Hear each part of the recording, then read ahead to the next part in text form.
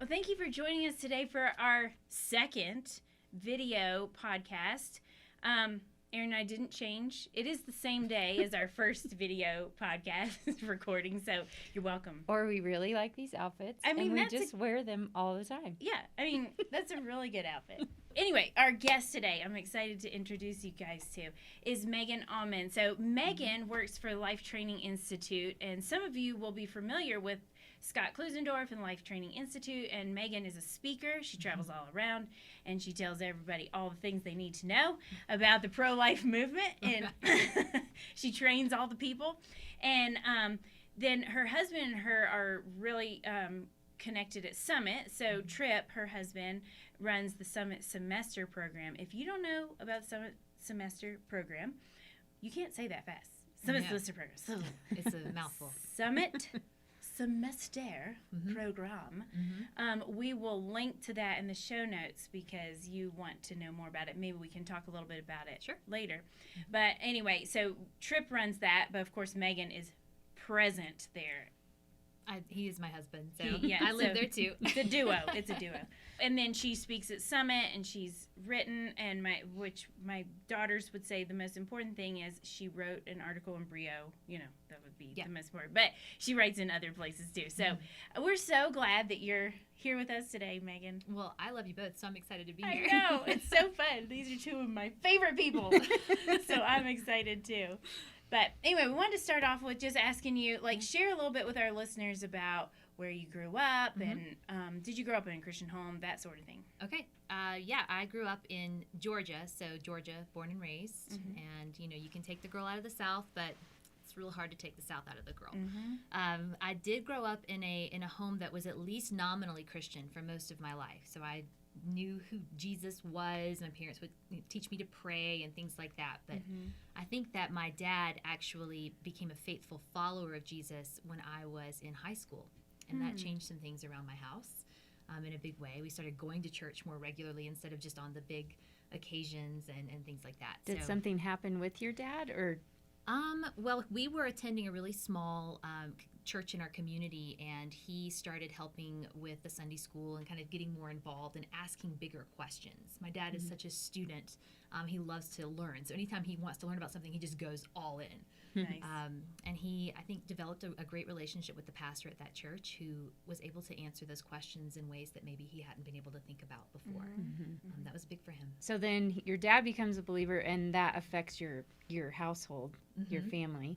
Yeah. Well, we started going to church more regularly, and I started attending a youth group. I think my parents thought, well, that would be really good for you, so go and do that. That's the next thing you should do. Right. But growing up, I was a very high-level athlete, and so I didn't have a lot of free time in the evenings and afternoons. I went to high school, and then I went to train every afternoon for like 4 hours. And what were you training for? In gymnastics. Okay. And so I didn't have a lot of relationships outside of just my school and the gym, but going to the youth group kind of opened some doors in terms of, other people are interested in this too. Yeah. And so it kind of just, it was a little bit more of seeing how that played out in other people's lives. And I think that started my journey in a big way. Oh, this is just a side note because we do love Summit. Just a little plug for Summit because I caught that at Summit. When I went as a student, it was eye-opening to me to go, oh, other people my age actually care about these things. So that's neat that you found that at the youth group. So you really grabbed onto the faith as a teenager, would you say? Okay. I'd say my first year of college was when I really dug in. I think I've heard our mutual friend Kathy Cook has said, who's been on the podcast, I know because I'm a huge fan and listen to it. Yes, thank you, Megan. So Kathy would say that sometimes Jesus can become your savior before he becomes your Lord. And I think that's probably describes my story pretty well. Yeah. I think he was my savior in that I can look back and see his protection over me in so many instances.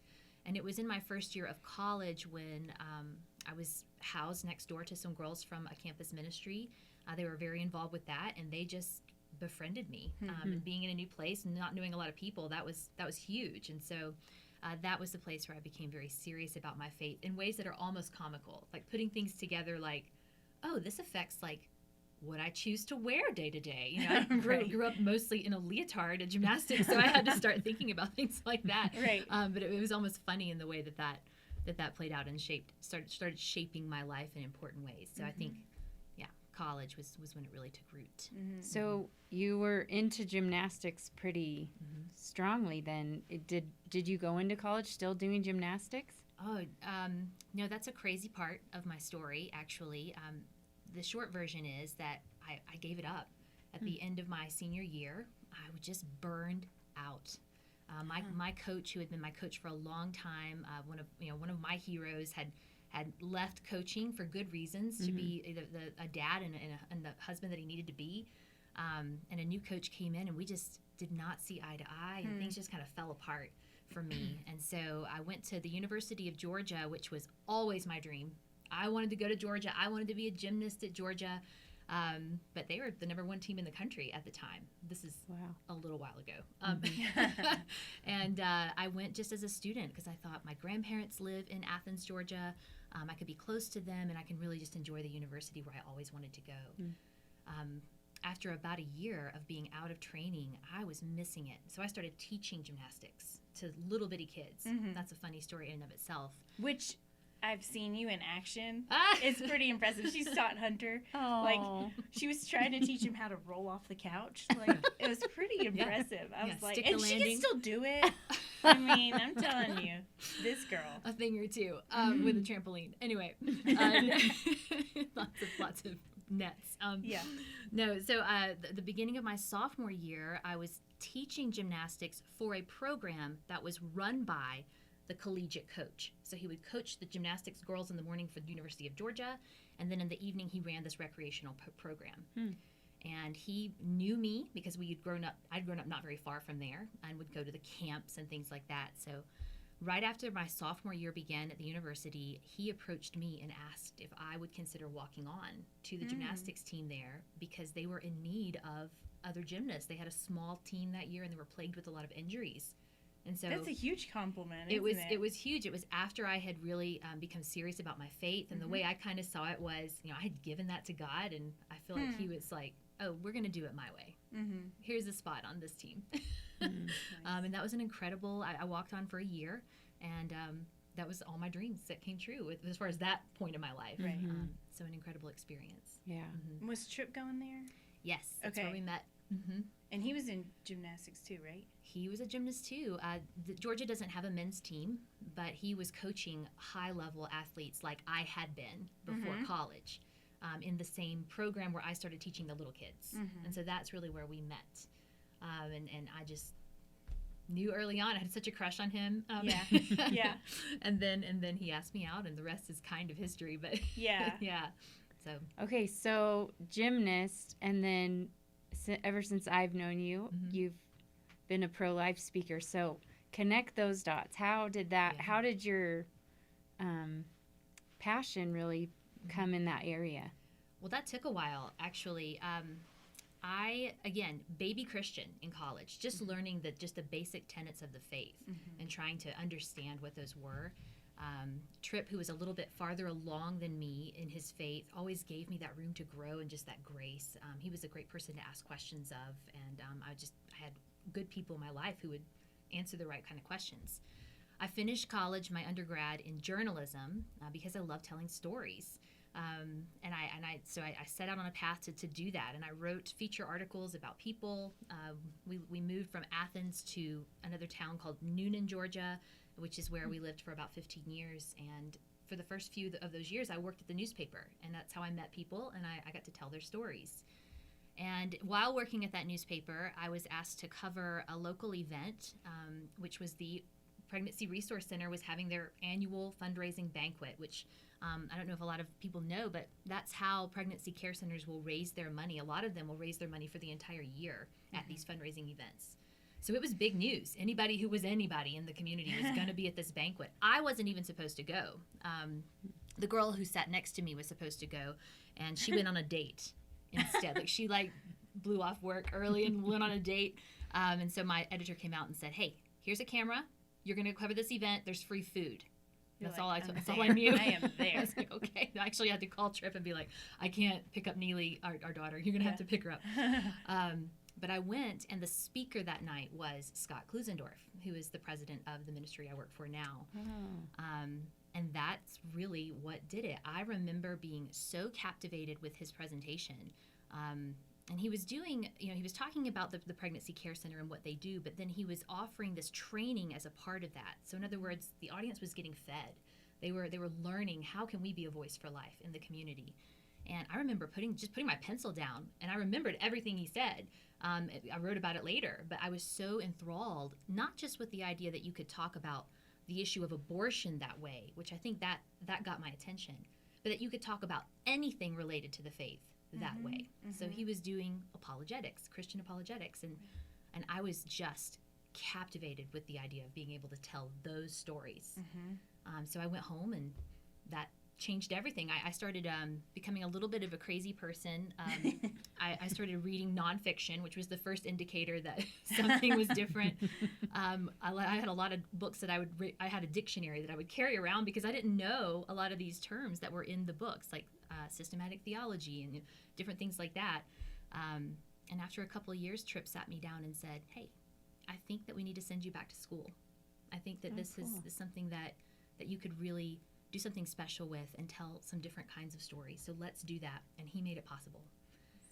So I was able to go back to school and pursue Christian apologetics. And where'd you go? I started at a seminary because I didn't know where to start. I just knew I wanted to learn how to teach these things. And after about a year at seminary, I thought, I think apologetics is my thing.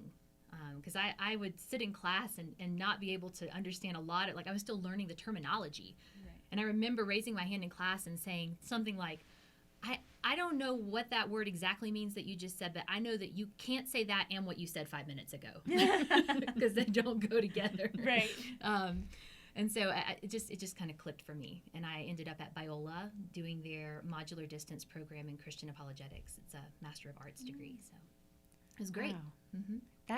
That's so neat to hear because, and other guests have mentioned this too, which I think is encouraging to hear, is that you heard about something and had a desire to learn, and then you just went out and learned it. You didn't. It wasn't like, well, I don't know much about this, so I couldn't possibly do it.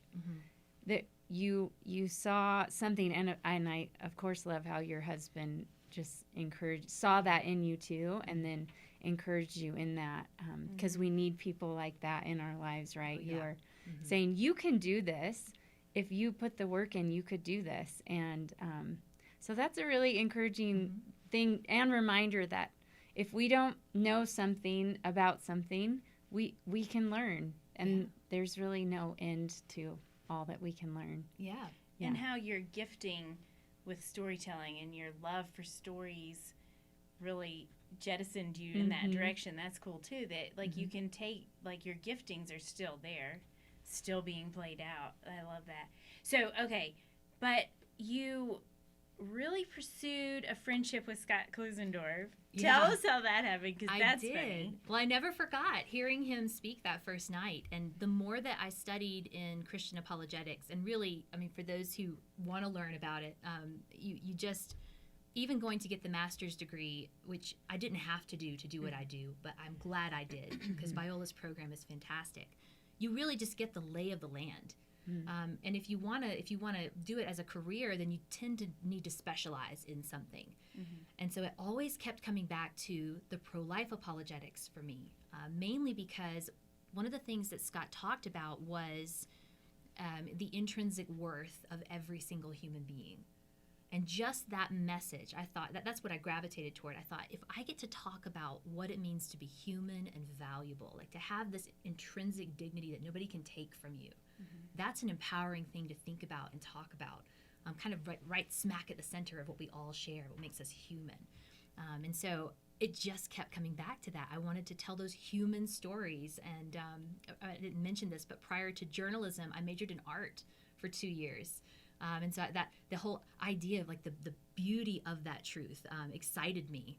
And so I kind of found myself going, all right, I need to learn from someone, right? And I'd been told early on, like, you need to ask if you want to learn from someone, which is great advice for anyone. Right. Because Yes. sometimes, for a long time, I don't think I felt permission to ask. Mm-hmm. And so I asked. I got a hold of his, I don't even know how this happened. It had to be a God thing. I got his phone number. And I had learned through this course of events, because remember, I was doing the modular distance program with Viola. So I was still living in Georgia. And I would just travel in the summer for the residencies. But I was in this town in Georgia, and I learned over this 3-year period that Scott Klusendorf had moved from his home in Southern California to my town. Oh, you were in the same town. Yes, the Oh my same gosh. town.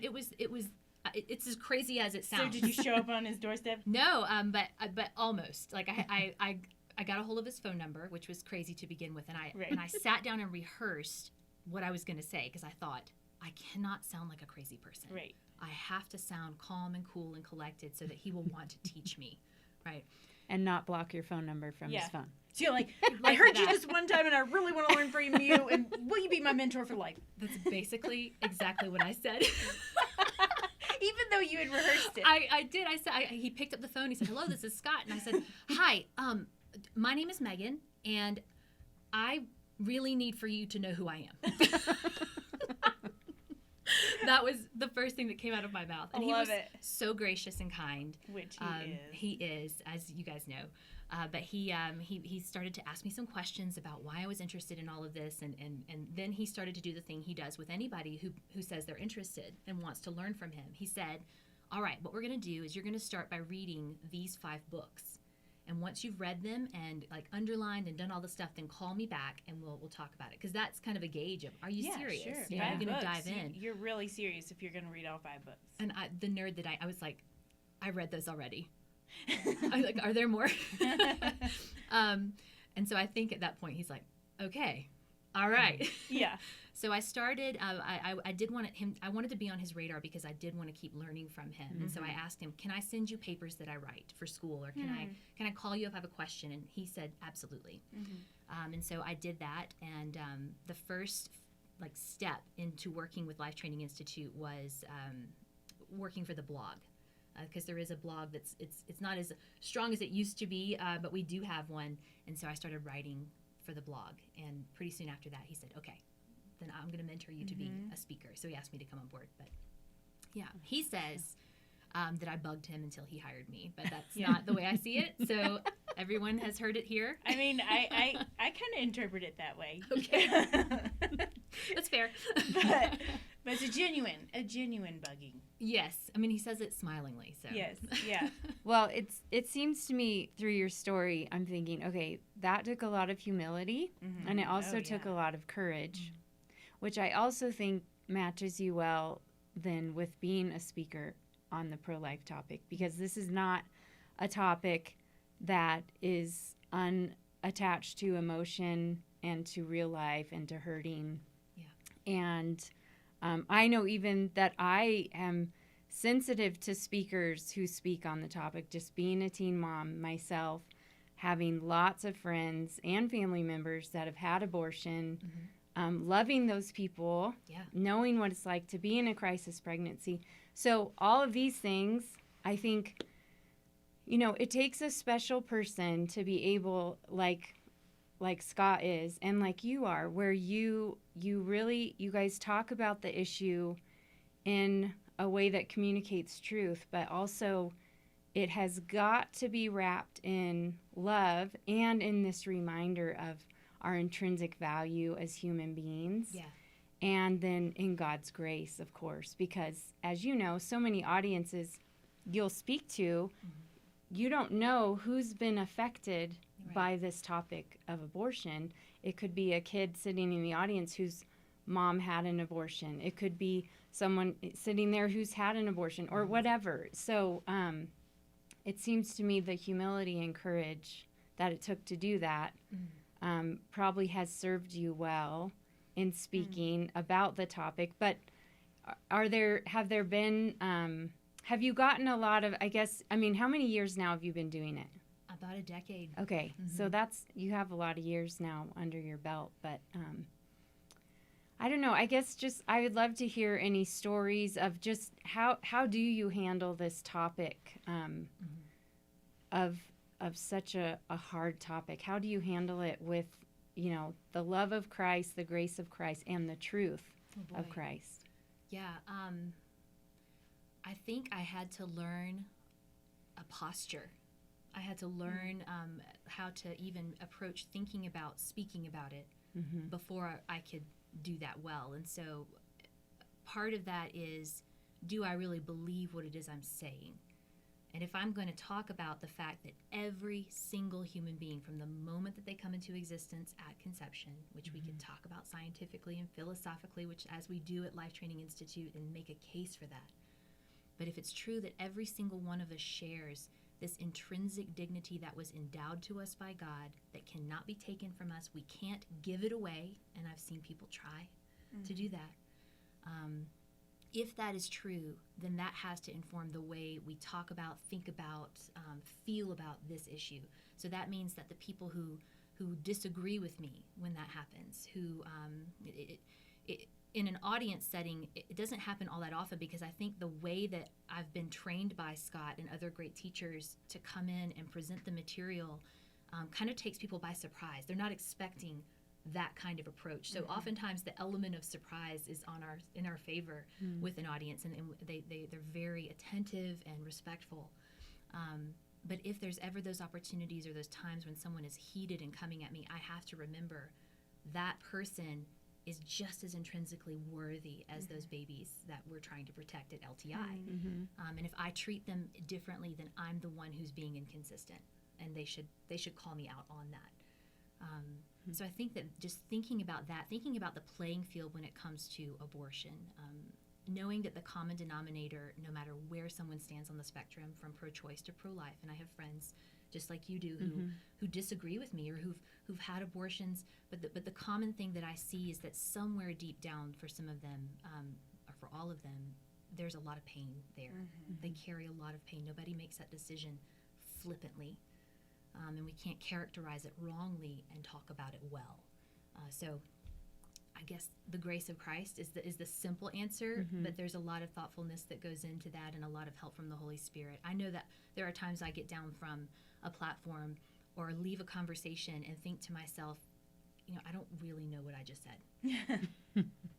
Thank you, God, for taking over, because there's no way. Just in all the different elements we could talk about. I mean, you guys have spoken to audiences too, and the oppression that you feel sometimes, or things like that, is just very real part of doing this work. But is part of that, you, like, when you get off and think that, is part of that you recognizing that God was allowing you to see people the way he sees them? Or what do you think of when, or just maybe, you've done all this training, so it's not like you just get up there and hope for the best, but that God does give us wisdom in the situations, and uses our knowledge to help us navigate situations with real human beings who like, every person has a story, and that reminder to see people as people, we sometimes forget that. Right? So is that kind of what you mean? Or just helping you to answer the questions in the right way? Okay. There's that. There's I think there's just that when you're standing in front of people and you can see their faces, which is why COVID season has been really hard, because we don't always get to see the people we're talking to. There is just something so powerful and beautiful about the truth of it, about the pro-life view, I think, that when it says this whole idea of intrinsic value, how that speaks to each one of us, to be able to take that opportunity and tell people a better story about themselves than the world tells them, to tell 16-year-old, 17-year-old students and older that all those 1.5 million reasons the world will try to put on you today to tell you why it thinks you matter. Those things ultimately are not true. And you don't have to let those things stick to you. They can just fall right off. And Punchinello. It is Punchinello. It's teaching through story. The Max Lucado's "You Are Special" is I use that one a lot with younger audiences and older audiences. It's a powerful story. I know. Yes. But the way that connects with what we're trying to communicate about the injustice of abortion, it speaks to every other injustice that we see, but it speaks to those individuals as well. And I think God just takes that and does what He does with it. So it feels like being a vessel, and that's exciting. Yes. You and I have had lots of conversations about beauty, so I want to transition a tiny bit, but I think it plays into this conversation as well. But, and we're both lovers of beauty. But here's one thing. I'm just gonna say this thing, Okay. and let's just go from there. Okay. Yeah. So I'm not bitter, but I have been to many femininity talks where you leave feeling like, darn it, I don't like arranging flowers. Okay, but when we were talking the other day, you said, I like to put flowers in my house, and I was kind of like, I'm just kidding. I wasn't. I was like, it's so good. Yes, I know. Inside, I might have been a little bit like. She might have been judging you No. inside. I mean, I like flowers. I might have been, but I like flowers too. But I feel like, let me back up and say, the example, this particular femininity talk was, take for example, a guy's breakfast versus a women's luncheon. The guys just come in and they slam their pancakes in the middle of the table and, get out their caveman things. No, I'm just kidding. They didn't go that far, but you know what I mean? It did feel a little stereotypical, but, and then women, they put the tablecloth on and they put it always looks pretty. They have the little teacups and things like that. And I'm like, ugh. But then, and thinking there's more to that beauty. Like, I'm not saying we should negate that, but I'm saying there's a bigger story to even those gestures of being aesthetically pleasing. And you said it's an act of war. Yeah. Okay, period, your turn. Take that, start talking about it. Because I don't know how to ask a question about it. Right. I'm just like, let's talk about that. Yeah. Beauty as an act of war. Okay. That came out of just loving to study beauty, not fully understanding it or claiming to, but absolutely believing that it is a real and vital aspect of the world that we live in and of our experience as human beings because of who God is. I was asked to develop a presentation for Summit 2 summers ago on beauty. And I love that they want to explore this realm and introduce students to it because it's very strong in apologetics and other things. But just the idea of going there for some of the students, even just the students who are artists who come, was a pretty big deal. And so I took this and I started thinking about it and praying through it and wondering, where do I even start? Like just on beauty. Yeah. And I had a friend sit down and tell me a story. She didn't know about that I was doing this, but she told the story because she was reading a book that she really loved. And it was about the Cellist of Sarajevo. Oh, yes. I love that story. Yeah. And so that, it just grabbed me. So the story, in short, is that during the siege on Sarajevo in the early 90s in the Bosnian War, we could just talk about that for a while because it went on for like 4 years and it was awful. They had snipers and mortars fired into the city daily, and people were still living in the city. So there was a cellist in the Bosnian symphony who lived there. His name was Vedran Smilovic, and I hope I'm saying that correctly. Wow. Right? Well, you said it with confidence, so that's how you go do with it, right? That's it. So tremendous respect for this man. So anyway, he was in his apartment when a mortar shell was fired into a market square near where he lived, and it took 22 innocent lives. So men, women, children. It exploded, and they were standing in a bread line. And he went and he helped try to clear away, all the debris and mess. And after that, he didn't really know what to do with it. And so he did the only thing that came to mind. He got his cello and he went and sat in the crater and began playing his cello. And he played a specific piece. It's called Adagio in G minor. I think that's the correct name. But he played it every day for 22 days in the open, where he could have been picked off by a sniper at any time. And the world kind of looked on and didn't know what to do with that. There's not a category for that in a setting like that. And it was as if Vedran was saying, this is my act of defiance. Like, you can kill and maim and destroy, but you cannot kill this. You can't take it. You can't have it. And I think that just that, I was so taken with that story, the idea that we can use beauty as a way to fight back. That beauty is that vital to our existence. And as Christians, we are people who do quirky things. Like, we feast at odd times. I learned that from Linear Ivester. She writes for the Rabbit Room, and is just brilliant in her own right. But she talked about the art of feasting and how we do this and what that means. Like, we eat at funerals, we eat at parties, we eat during Christmas. Everything is a feast. The men's breakfast is a feast, albeit with paper plates, and the women's luncheon is a feast with teacups. But when we do even just that contribution of beauty or cultivation of beauty in the world around us, it's a way to kind of push the darkness back, because we take a moment to enjoy and to stop and say, this is worth it.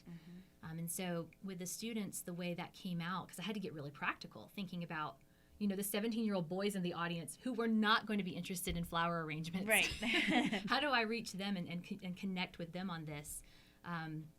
It just broadened it a little bit. Like, what can beauty mean? Because our culture narrows it so much that we have a culture that I think if you asked anybody, they would say that the culture is obsessed with beauty, but because they define it so narrowly, if you Google it, I mean, you're going to get like women's faces and cosmetics.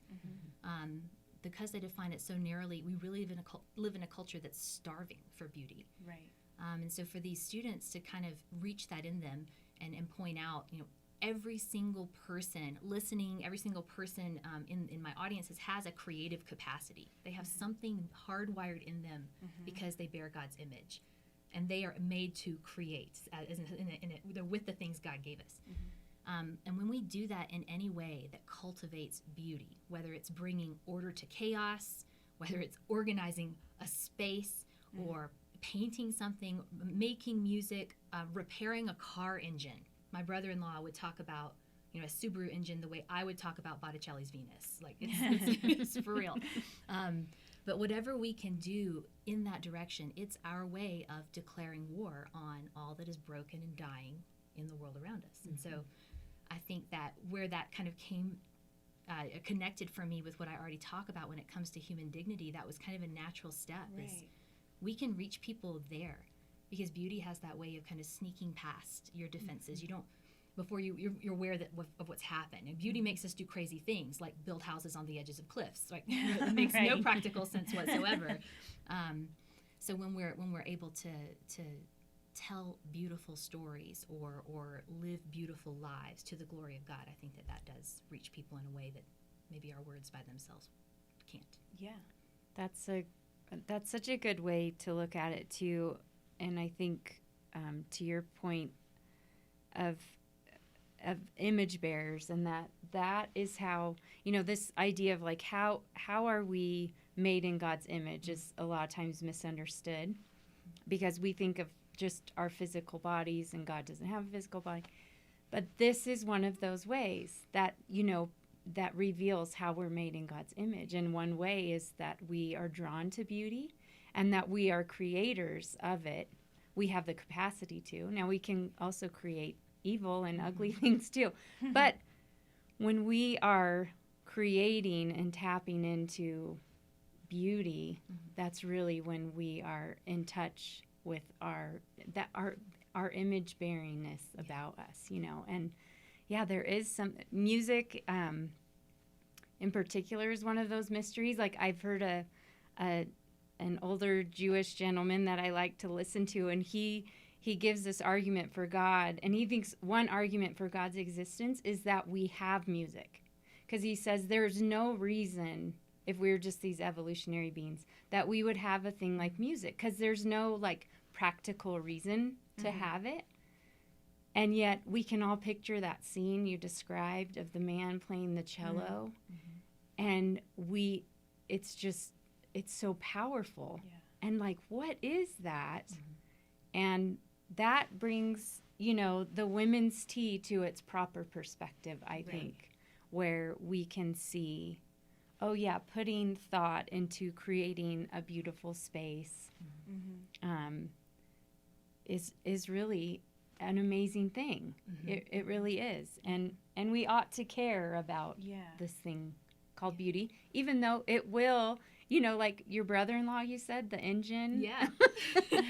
I mean, that's a cool thing, because he's creating, he's an image bearer, and he's seeing beauty in this created thing. So that's brings clarity, I think, to this issue that Sarah and I have wrestled with on the podcast. And just as women, what is this thing about women's tea? Should we care about it? And yet, I know for myself, I'm not a really frilly girl, but you said you love flowers on your table. Oh, yeah. I do too. Like, it will cheer me up to see fresh flowers on my table. And it's just, they're alive. Well, and then they die, and that's terrible. Every time. Yeah, time. Too bad. But it's so worth it to have them, to have that beauty just in our house. Even with our, kid, our house can be messy, but it's like you look over the flowers and you just smile. It's true. Yeah. Okay, so I have this poem. This was around 1912. There was a strike by these women workers because they had cut their hours, they had cut their wages, and so then they just stood beside their machines and they wouldn't move. And so anyway, they were throughout this strike. Someone wrote a poem about it because they were saying it's not just about the money. And this is Bread and Roses by James Oppenheim. I'll say it with confidence, like you, Megan. Okay. As we come marching in the beauty of the day, a million darkened kitchens, 1,000 mill lofts gray, are touched with all the radiance that a sudden sun discloses, for the people hear us singing, bread and roses, bread and roses. As we come marching, we battle too for men, for they are women's children, and we mother them again. Our lives shall not be sweated from birth until life closes. Hearts starve as well as bodies. Give us bread, but give us roses. As we come marching, unnumbered women dead, go crying through our singing their ancient call for bread. Small art and love and beauty their drudging spirits knew. Yes, it is bread we fight for, but we fight for roses too. As we come marching, we bring the greater days. The rising of the women means the rising of the race. No more the drudge and idler, 10 that toil where one reposes, but a sharing of life's glories, bread and roses, bread and roses. Isn't that beautiful? No, I love we fight for roses. I know. We fight for bread, but we also fight for roses. Yeah. And that beauty. Okay, so I don't know if this is going off topic or if we can tie it in, but I'm curious, this younger generation, I mean, Abigail is 15, and her friends and her really care about the pro-life movement. And I'm excited because they bring a different level of creativity to it that I don't know what God's going to do with that. But what are some things, maybe some advice you would give them about engaging in the pro-life movement or things that are missing or whatever? Yeah. Well, I think that we have to start with what it looks like right this minute. Because in our cultural moment, even the term pro-life has been a little bit hijacked. In some ways, maybe that are good, but ultimately not good. I think that I spend a lot of time right now with young people talking about the difference between the pro-life movement, which exists to end abortion since its inception. That's what it exists to do, is end the injustice of abortion. And that is a good and noble singular cause.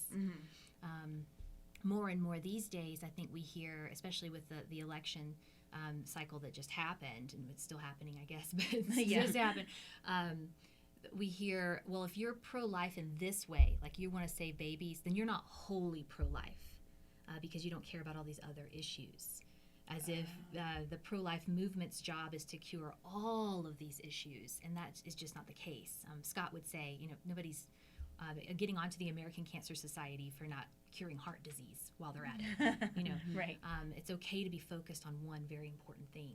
But the pro-life view, that intrinsic worth of every human being, that is what informs every other injustice that we see. So the pro-life view is ultimately inclusive of all of these things. So what I would say to young people right now is to understand that difference and to walk in what they believe to be true in terms of the pro-life view. But when it comes to being pro-life, that term being co-opted, so many terms right now, so many words are being taken and shifted and changed and tweaked, even just slightly, which is a dangerous thing. Which Elisa Childers called linguistic theft. Well, actually, a friend of hers had called it that. But isn't that a great term? That's linguistic okay. theft. I'll have to know her friend's name so I can borrow the term. Yeah. And then give it its proper. Yeah. Natalie Farrar, right? Wasn't it Natalie? Hillary. Or Hillary. Sorry, just kidding. Hillary Farrar. Oh, I know. Okay. And we know Hillary. Yes. Awesome. Mama Bear. Yeah. Apologetics. So yeah, I think that with those terms that are being tweaked a little bit, young people need to be ready to stand their ground and take it back. And say, actually, what I mean when I say I'm pro-life is that I am for the dignity of all unborn children and for the dignity of every single human being. And the ways that we can work that out are creative and vast and only limited by time and resources and creativity. So I think, like you, when I work with young adults as well, and I think that their energy is boundless, which is such a good thing. And to tap into that creativity and give it those proper channels, I think will be a good and helpful thing too. But right now, I'd say be careful of the terms and the words, and learn to think critically and carefully about what you're hearing, because the rhetoric is shifting almost daily. You know, we don't even hear the word abortion all that often anymore. We hear things like reproductive freedom. I mean, who wants to be against reproductive freedom, right? Right. Women's health. Yeah. So the battlefield, as it were, the chessboard, you know, it looks a little different in terms of trying to have meaningful conversations with people. So Yeah, I think that's such a good word, because in conversations about this topic or whatever, we can often speak past people or misunderstand people if sometimes we use the same word but we mean different things. And so, yeah, just to listen and talk and say, well, this is what I mean when I'm saying this, or, okay, you're saying women's health. I'm not against women's health. Yeah. You know, how are you defining? I think that's really, really good advice. Absolutely. I've had more than one young person come to me recently and say, I agree with everything you've said. I am pro-life in the way that you're talking about, but I don't want to say that I'm pro-life because of the way the rhetoric has shifted. And they're afraid of being slapped with a label that they don't need to have because it doesn't describe their view. Right. They don't want to defend something that they don't. So the encouragement is with. Don't give in to that fear. Take it back and tell the world what you mean and keep walking. Like that's what we have to do. Right. Okay, so next question that we love to ask, and you're hopefully thought about it. Okay. Well, you don't have to, but I do listen to the podcast. So I'm like, oh my goodness, what would I like, say? Let me guess what you So we like to talk about books on the podcast all the time, and you're a reader. So you like fiction and nonfiction. Yes. Okay, so what are you reading right now? Are you in fiction, nonfiction, both? Yes. Yes to everything. Yes to all of it. I always have a few books going. Yes. So, right now I'm reading Susan Schaefer Macaulay's For the Children's Sake. Yes, we're reading it together. Yes, because Erin is my homeschool mentor. I homeschool my kids, and she's so brilliant in that area. So huge encouragement. So I'm reading that right now. I am reading Christopher West's book, Our Bodies Tell God's Story, because Sarah recommended it recently. I'm reading it too because of Sarah, because she You're welcome, was Christopher talking. West. I know, we're the royalties. I know. She kept breaking it up on the podcast, and I'm like, oh, well, for heaven's sake, I got to read it. So I'm reading it right now too. I was reading it on the plane. It's a perfect one. Yeah. So I just started that one, so I'm not that far into it yet. And I guess I'll name I'm reading a book on nutrition because I'm really interested in that. So I'm reading one of those, and it's a little bit thick and weird, but I'm learning a lot. Okay, what is it? People want to know. I can't remember the title. Oh, okay. You can That's tell terrible. us. You can tell us the title, and then we'll put it in the show notes. Okay, for I'll do people that. listening. I'll do that. It's about the immune system because I was interested during this season. It's Of my COVID, coping yeah. mechanism is to learn more. And then I'm reading an audiobook. My fiction is on audiobook right now. It's called Piranesi, and it's by is it Susanna Clark? Is that? I'm so sorry if that's the wrong name, but it's an odd little book, but I'm enjoying it. Oh, So it's great. fiction, but Yeah. Okay, love it. Those are good ones. We'll put that in the show notes.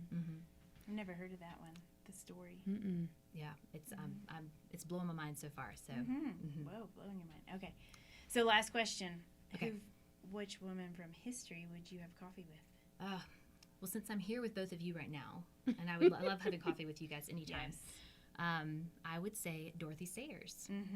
Oh, Yeah. okay. So for people who don't know who Dorothy Sayers is, give us a little explanation then why you would love to have coffee with her. Okay, well, Dorothy Sayers is a brilliant, well, she's not with us anymore. So when I get to heaven, like she's one of the first people I'll have a conversation with after Jesus. No, Dorothy Sayers was a contemporary of G.K. Chesterton, Lewis, like those guys around mid-20th century in England. And she was a brilliant playwright, an essayist. So she wrote a ton of wonderful essays that I highly recommend. She was also a writer of fiction. She wrote detective stories. She was in London during the Blitz, and so during her spare time in the tube, where she was hiding from explosions up there, she just conveniently translated Dante, because why wouldn't you why do not? that? Yeah. But, she probably felt like she was in Inferno. Probably. It was timely. And I remember loving Dorothy Sayers when I was introduced to her through her essays. But in a little introduction to her in a book that someone else wrote, like a friend that had known her, what it said about her was that at parties, when the women would retreat after dinner to the parlor to have like coffee and dessert, And flowers. Maybe flowers, I don't know. I'm sure she loved flowers. Yeah. Who knows? She would stay with the men because she wanted to discuss the theological and philosophical ideas that they were discussing. And I remember that when I read that, it was probably the first time I had that C.S. Lewis moment, like, you too? Yeah. And thought, there's not something wrong with me. Right. I think I'm going to be okay. Right. And so she's just been someone I've been very interested in from that point in time. But yeah. Do you have a favorite essay of hers or book or? I do. I have a couple. I would recommend The Greatest Drama Ever Staged, which is her account of the Easter story. Oh, yeah. And I think timely right now would be it's either Creed versus Chaos or Creed and Chaos is one of the ones that she wrote. I don't remember if it's verses or and in the middle, but that one talks about how even then, because she was writing for her cultural moment, but I think it's very applicable. The church oftentimes starts to change the creeds, the teachings of everything, because for whatever reason people believe they become boring or outdated. And she's saying that is the reason that the chaos is ensuing. And so she goes on and does a wonderful essay. It connects with The Greatest Drama Ever Staged, because I remember her saying about Jesus himself, if this is boring, then what in God's name do we call exciting? Like she's just so witty and wonderful. Yes. Well, I want to sit with you in heaven with her and have tea. She would have tea, wouldn't she? Probably. Yes. Probably. Or Good maybe English whiskey. woman. If she That's hung true. out with the men, she probably had whiskey. I think so. I think that's exactly what that intro said. Yeah. Yeah. Yeah. Megan, thank you for coming. Yeah. This thank is so you. great. So fun. So Thank fun you. to be It's such with an you. honor. I am such a fan of the podcast, so I've recommended it to all of my friends, men and women, Oh, and good. said you need to listen. And so just to be a part of it is exciting. Thank wow, you. Thank you. Thanks for your friendship and for all you're doing for the kingdom. Yeah. So Likewise. thanks.